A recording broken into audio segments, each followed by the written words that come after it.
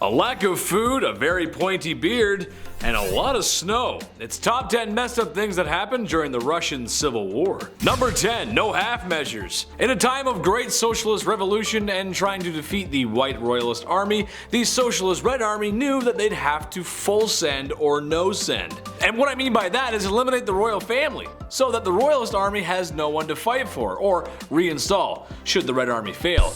Yeah, sadly this is true. Nicholas II and his wife and his children were terminated on July 17, 1918. The whole family gone in a shooting that almost resembles a certain Al Capone related incident. Was this really necessary? I don't know. Would the Royalist Army have really tried to reinstall Nicky or someone else since they were backed by other foreign powers? Regardless, this still happened and the Red Army was victorious, ushering in the birth of the USSR and the start of communism. Also, arguably the start of the Cold War, but that's debatable. Number 9. The cost of revolution. War is war, and that means a tragic loss of life. The Russian Civil War is no different in that statement. That being said, the Russian Civil War is the most costly civil war in history. It's a Guinness record, so you know it's official. An estimated 1.5 million combatants would perish in the battle between white and red. Worse than that, an estimated 8 million civilians lost their lives. It was a brutal civil war, especially for the civilian population, as food was short and disease was high. I am sure after the war was over, the communists were super nice to the people and in no way restricted freedoms or persecuted certain groups with large prison-like work camps where people were disposed of and worked until they could not work anymore. I'm sure that didn't happen at all, right guys? Right? It happened. It actually did happen. It's pretty bad. Number 8. Secure the keys! Oh what, you mean the communists did not treat their people very well and ran a very brutal and powerful regime the second they had secured victory? Oh man, I never would have seen that coming! Yes, unfortunately for the people of the USSR, things were not so great. A fine example of things not being so great was the gulags.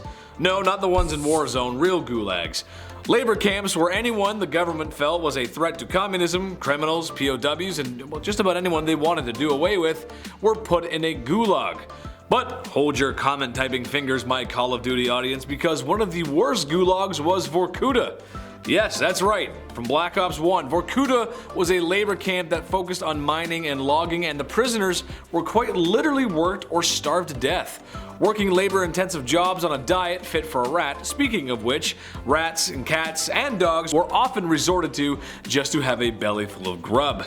This was just how the USSR dealt with things after the war. Step 8, Reznov! Freedom! For you, Mason! Not for me! Number 7. Bread, peace, and death. Vladimir Lenin was the father of communism in Russia. It's why you see statues of the bald-headed hero everywhere, and that goatee he has, so pointy and sharp. He could poke a hole in any stinky bourgeoisie capitalist ideas. Unfortunately for the hunky communist hero, his time to enjoy the socialist utopia he and his cadres dreamed of would literally be short-lived. After gaining enough power to throw elections, the Soviets lost. But they decided elections might be a stinky imperialist idea anyway, so that was scrapped. And the Soviets took power. Oh, and Civil War time, that's right, that's what we're talking about. Just as Lenin was about to sit down and start doing government stuff, the Civil War broke out. The poor guy could use a break, and he got one in a series of strokes that seriously disabled the evil doppelganger of Uncle Pennybags. That's the Monopoly Man in case you didn't understand that reference. He shortly would pass due to his failing health, and with his last words told the people to not let Stalin be in charge. Stalin then became in charge. Number 6. No one is safe. Trotsky, one of the founding fathers of Soviet Russia, surprisingly good military leader and an excellent organizer for the party. Besides his wacky haircut, it's just kinda weird, the man was well respected and played a crucial role in Russia's revolution and civil war. That means he was loved forever and lived a long life in his socialist utopia. Well, sadly for poor Trotsky, he became a victim of Stalinization. History's second favorite mustache man was ruthless to say the least, and after some political disagreements and organizing, Trotsky was banished from the Soviet Union, moving a couple times throughout Soviet-influenced Europe, where he would eventually end up in Mexico City. That's not in Europe, there's supposed to be a comma there. Maybe leaving the Soviet Union was a good thing. Maybe some fun in the hot Mexican sun would be great. Hey, what's that guy in the black suit doing? And why does he have an ice pick?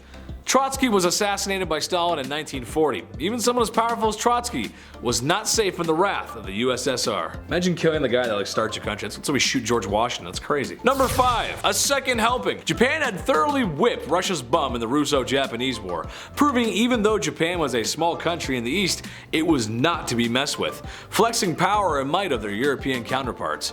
It was such an embarrassing loss for Russia, some consider it to be a factor in the revolution against the monarchy. When the Russian Civil War broke out, other nations had interest in supporting the White Army, Japan being one of them. Aid was sent to help destroy the Soviets, but Japan sent actual troops to fight. This sounds not so super awesome, and honestly thanks to Japan, that was just the kind of energy going around. However, Japan wasn't 100% sold on the cause, and in reality was most likely looking to grab some more land from eastern Russia. Land which may or may not have been stockpiling resources that may or may not be valuable. Who knows? I don't know. We want them. Number 4. The Green Armies. So as it turns out, the Civil War started by a group who overthrew the monarchy might create some political strife in your country. And if you didn't know, Russia is a big country and it actually has a diverse population made up of many ethnic backgrounds. And during this very bloody conflict, farmers and common folk often got the worst of it. So they formed something called the Green Army.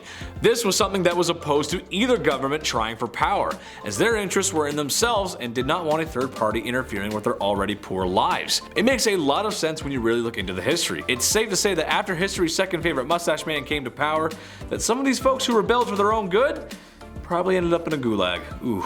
Number 3. Propaganda. Civil wars do a great job of dividing people. The more disinformation you can spread, the more people you can hopefully persuade to your side. It's just strange in a civil war, however, to spread disinformation about your own people. You may think different things, but you all belong in the same country. Unfortunately, for the Russian Civil War, neither party was exactly the hero. It's just not a case of hero versus villain. As we know that when the Reds won, it became the very uncool or totally just bad, not cool, very mean USSR. And while we can only speculate what would happen if the Whites won, it probably would not have boded well for the Russian people, especially if we were to go off how the government performed in the past. Plus, the foreign intervention would not have gone off without compensation, or something asked for in return. So let's talk smack about each other and see who wins. Sounds good, right? Yeah, sure. Number 2. You look tasty, comrade. Hey. All this chaos was causing havoc on the commoners. People were beginning to get very hungry. Famine had struck the nation due to many factors of the revolution and civil war, including the destruction of rail. Lack of food, ironically, would only further anti-government ideals. In some extreme cases, in the hardest hit areas like the Volga, people had to resort to cannibalism. An estimated 5 million Russians would succumb to the famine, not just from eating each other, but just from not eating food at all. At one point, things were so bad that relief agencies had to give food to railroad staff just to get supplies moving. I went to a meeting with the chief last night, and you know what?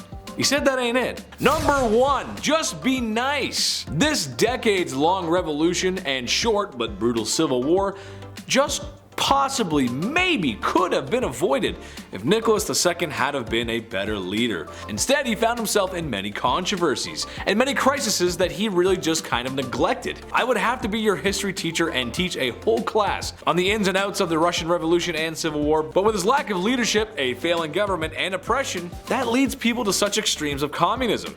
The people can only suffer so much before the bald guy with the pointy beard starts to make sense. That's gonna wrap it up for me today, guys. Make sure to comment, like, and subscribe here at Bumblebee, and if you think Lenin's beard was too pointy, check out my socials linked down in the description.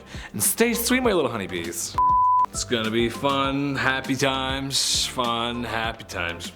Improv, quick, intro, Russians, they're scary, snow, also scary, cold, very scary.